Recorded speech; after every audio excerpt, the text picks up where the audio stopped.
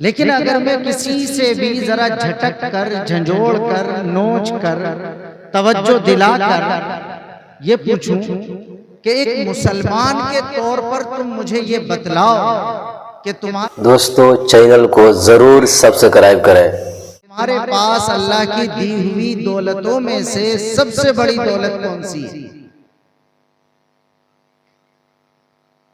मैं रुक गया ताकि आप भी सोच लें।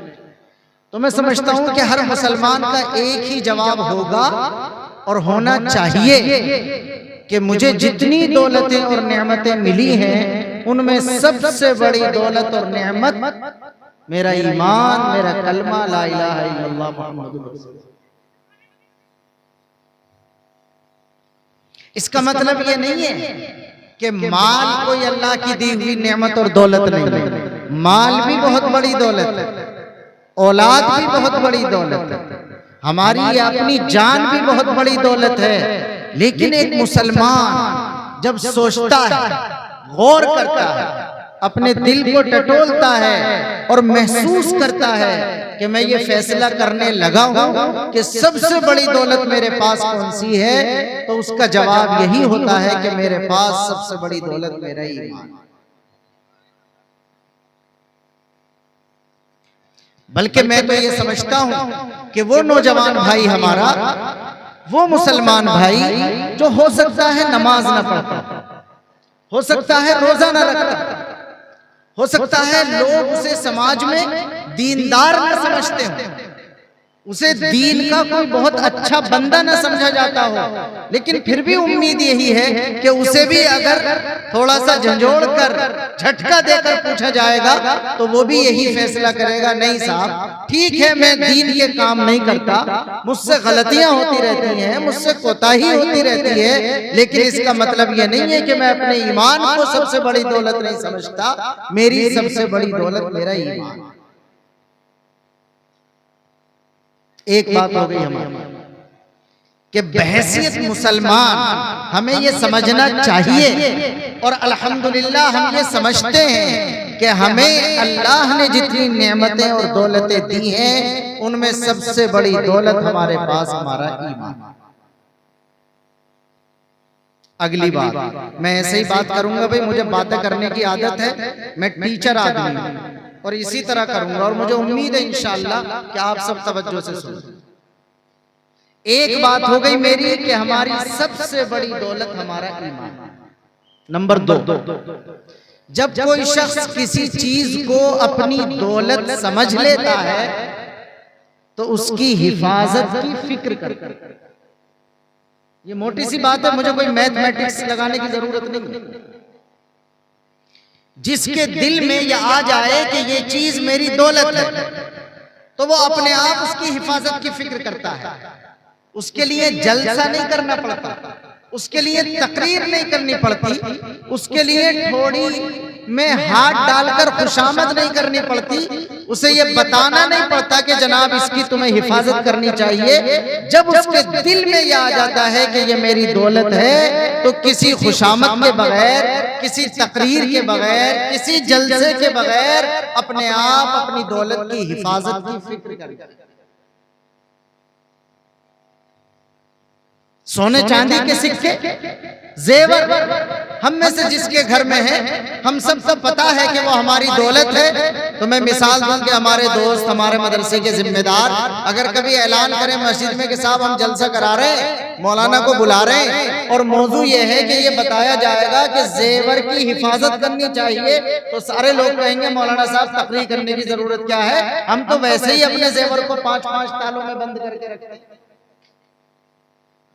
तिजोरी का ताला लगाते हैं, सेफ का ताला लगाते हैं, कमरे का ताला लगाते हैं, मेन गेट का ताला लगाते हैं, और दिल में एक बात है सिर्फ, और वो ये है कि ये जो मेरे घर में जेवर है ये मेरी दौलत है, इसकी हिफाजत की फिक्र करना मेरी जिम्मेदारी।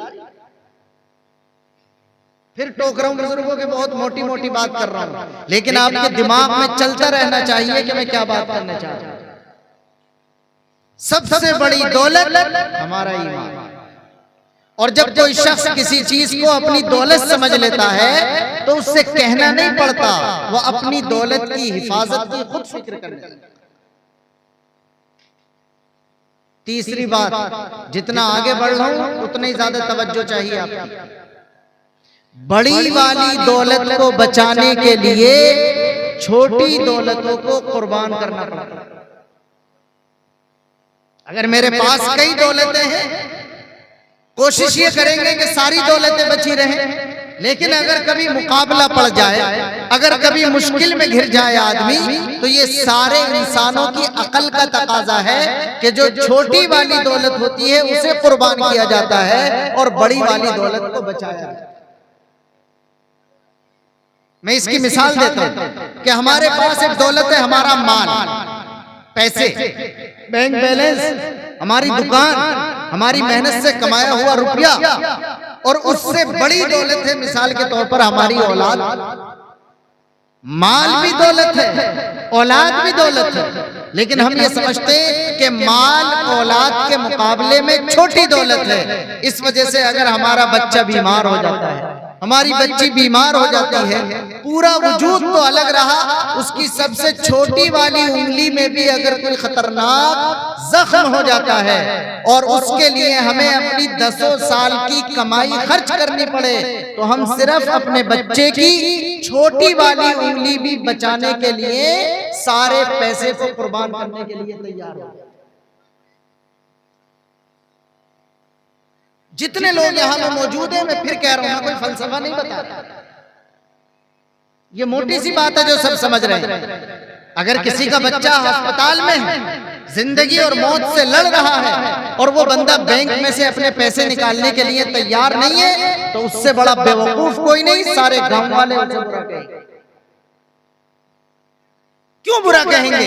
यूं कहेंगे कि देखो इसका बच्चा जिंदगी और मौत से लड़ रहा है, लेकिन ये इतना नामाकूल और कंजूस आदमी है कि ये अपने पैसे खर्च करने के लिए तैयार नहीं है। उसे बेवकूफ माना जाता है जो बच्चे की जिंदगी की परवाह न करे और अपने माल को बचाए, इसलिए कि माल जो छोटी दौलत है वो उसे बचाने लगा और बड़ी वाली दौलत को कुर्बान किया।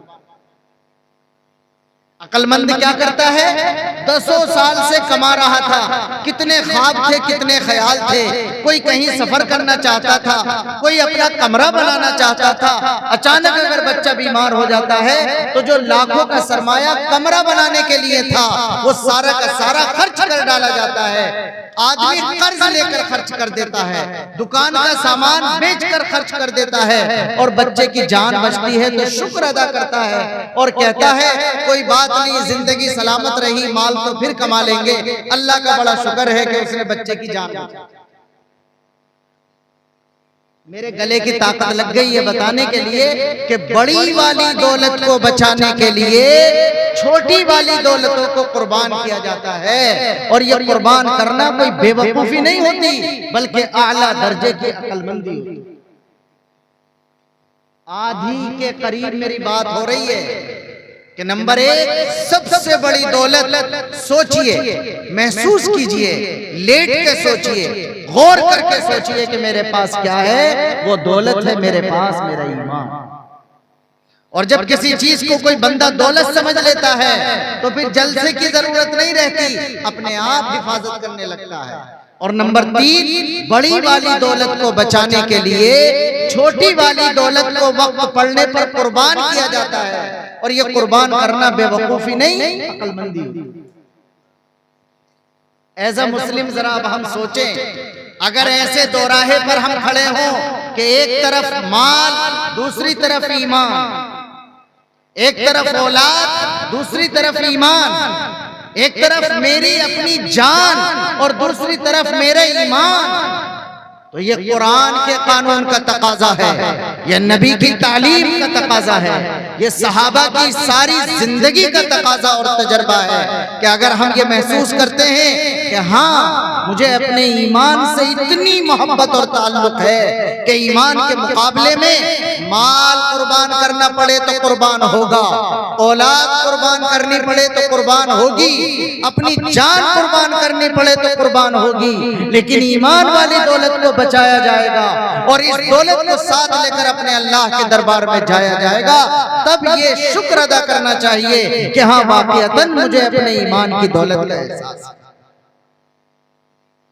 किताबें पढ़ते हैं हम मस्जिदों में, फजाइल अमाल पढ़ते हैं, मेरे ख्याल में पढ़ी जाती होगी। फजाइल अमाल का सबसे पहला चैप्टर है हिकायात सहाबा। नाम उसका हिकायात सहाबा है, लेकिन सारे वाकयात हमें ये सबक देते हैं कि सहाबा ने अपने